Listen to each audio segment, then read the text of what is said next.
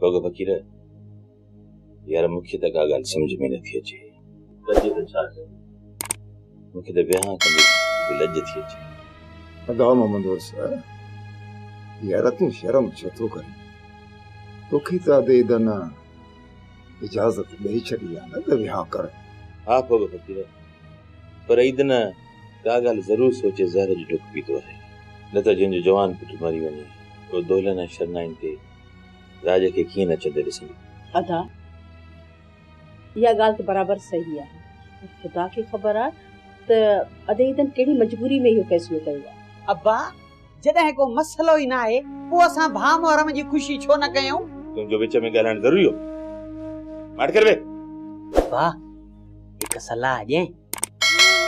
अम्मा जी ख़ैरात वारे चक्कर में अदा कादन जे लाइ बि बदिगियूं लहराए छॾियो, सवाब जे लाइ। चाचो ईदन बि ख़ुशि थी वेंदो। बिली तवारो पुट ॻाल्हि बड़ी कम जी थो करे। अदा उर्स आऊं सम्झां थी इहे खणी कर, अखणी रात जो लाॾो सहरो कोन चवंदासीं। फकीरियाणी जीअं मंझंदि जी ख़ैरात जी मानी ख़त्म थिए, इहो सॼो सिलसिलो ख़त्म थिए त रात जो ये झुमरियूं, ये लाॾा, ये सेरा सभु कुझु शुरू थी वञे। हल पोइ ईअं ई खणी कयूं था भला। हा अब्बा सॼे राज जूं नज़रूं फंडरुनि में आहिनि। जे भत न कंदासीं त राज वारा ढो कीअं कंदा? तोखे रुगो खाधे जी लगी पई आहे। अब्बा खबड़ खान ऐं लीमे खाना रंगे ढो कराइजां, न त उहे वरी क्रोध कंदा। लीमे ऐं खबड़ जे लाइ सभु कुझु सम्झाए छॾियो आहे उस्ताद साहब खे, उहे ख़ुशि न थियनि।